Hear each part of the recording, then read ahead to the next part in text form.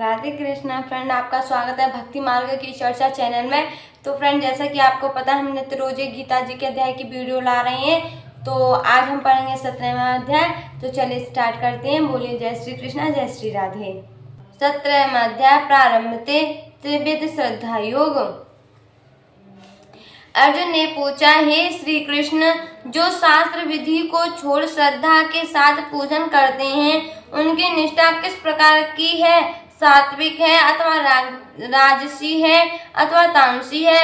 श्री कृष्ण जी बोले, प्राणियों के स्वभाव से ही सात्विकी, राजसी और तामसी ये 3 प्रकार की श्रद्धा हैं। सो सुनो हे अर्जुन, सबकी श्रद्धा अपनी प्रगति के अनुसार होती है।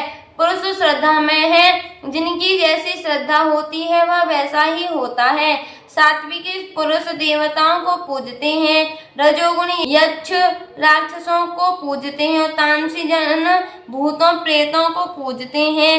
जो लोग कपट, अहंकार, कामया, विषय अनुराग और आग्रह युक्त शास्त्र में न कहा हुआ उग्र तप करते हैं, मूर्खता से न केवल अपने शरीरस्थ आत्मा को बल्कि मुझे भी कष्ट देते हैं, उन्हें निश्चय पूर्वक आसुरी प्रवृत्ति का जानिए। प्रत्येक को 3 प्रकार के आहार प्रिय हैं। उसी तरह यज्ञ, तप और दान भी 3 प्रकार के होते हैं, जिनके भेद सुनिए। आयु, सत्व, बल, आरोग्य, सुख और प्रीति को बढ़ाने वाले रस घृत युक्त पोषक और आनंददायक आहार सात्विक आहार सात्विकों को प्रिय है। कड़वे, खट्टे, नमकीन, गर्म, तीखे, रूखे, चरफरे और दुख, शोक और रोग जनित भोजन राजसी आहार राजस प्रवृत्ति के लोगों को प्रिय है।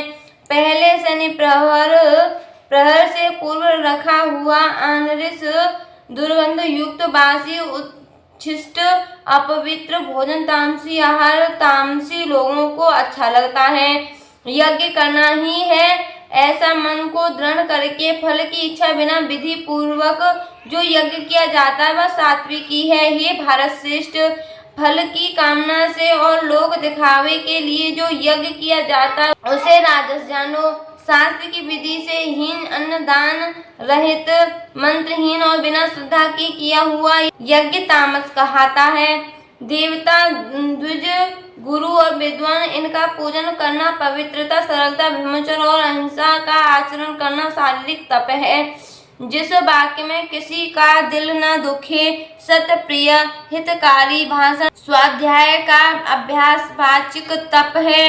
मन की प्रसन्नता, चित्त की शांति, मौन, आत्मनिग्रह और निष्कपट रहना यह मानसिक तप है। यह तीनों प्रकार का तप यदि श्रद्धा से फल की इच्छा त्याग कर और योग युक्त होकर किया जाए तो सात्विक तप कहलाता है। जो अपना आदर और बढ़ाई कराने के लिए दंभ पूर्वक किया जाता है यह अनित्य और क्षणिक तप राजस है। जो दुराग्रह से आत्मा को कष्ट देकर या दूसरे के नाश के लिए किया जाता है उसे तामस तप कहते हैं।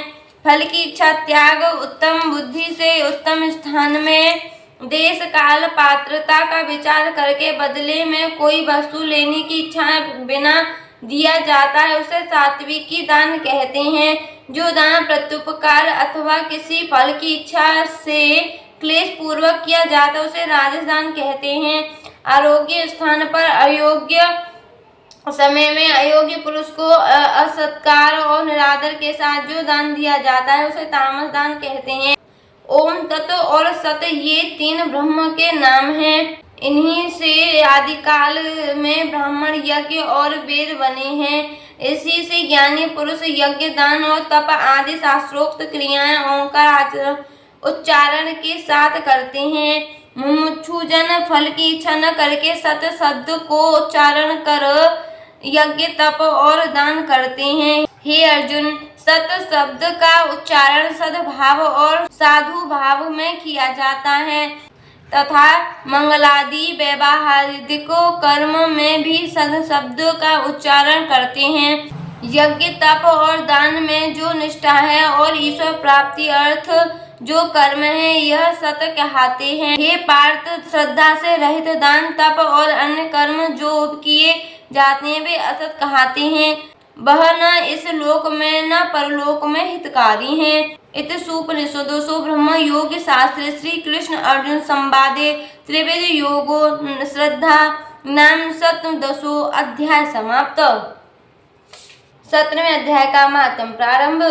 श्री भगवान बोले, मंडलिक नामक देश में दुशासन नाम का राजा था। एक राजा किसी दूसरे देश का था, जिन्होंने आपस में शर्त बांधी, हाथी लड़ाए और कहा, जिसका हाथी जीते सो यह अमुक धन लेवे।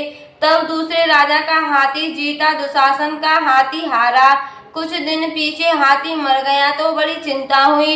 एक धन गया, दूसरे हाथी मरा, तीसरे लोगों में हंसी हुई, इससे निंदा हुई। इसी चिंता से राजा मर गया। यमदूत पकड़कर धर्मराज के पास ले गए। धर्मराज ने हुक्म दिया, यह हाथी के मुंह में मरा है, इसको हाथी की योनि दो। हे लक्ष्मी, राजा दुशासन स्वंग द्वीप में जाकर हाथी हुआ और वहां उस राजा के बहुत से हाथी थे। तिनमें आया, उसे पिछले जन्म की खबर थी। मन में बारंबार वह पछताते कि मैं पिछले जन्म में राजा था, अब हाथी हुआ हूँ। बहुत रुदन करे, खावे पीवे कुछ नहीं। इतने में एक साधु आया, जिसने राजा को यह श्लोक सुनाया। राजा बड़ा प्रसन्न हुआ और बोला, हे संत जी, कुछ मांगो। उसने कहा, मेरे पास सब कुछ है, एक हाथी नहीं है। राजा ने सुनकर वही हाथी दिया। ब्राह्मण अपने घर ले आया, दान लावत दिया। वह खावे नहीं, पानी भी नहीं पिया, रुदन करे। मन में सोचा, कोई ऐसा होवे जो मुझे इस योनि से छुड़ावे। उस साधु ने महावत को बुलाया, पूछा कि इस हाथी को क्या दुख है, खाता पीता कुछ नहीं। महावत ने देखकर कहा, इसको कुछ रोग नहीं है। तब साधु ने राजा से कहा, हाथी खाता पीता कुछ नहीं, खड़ा रुदन करता है। यह सुनकर राजा आप देखने को आया। राजा ने बड़े बड़े वैद्य बुलाए और महावत बुलवाए, सबको हाथी दिखलाया।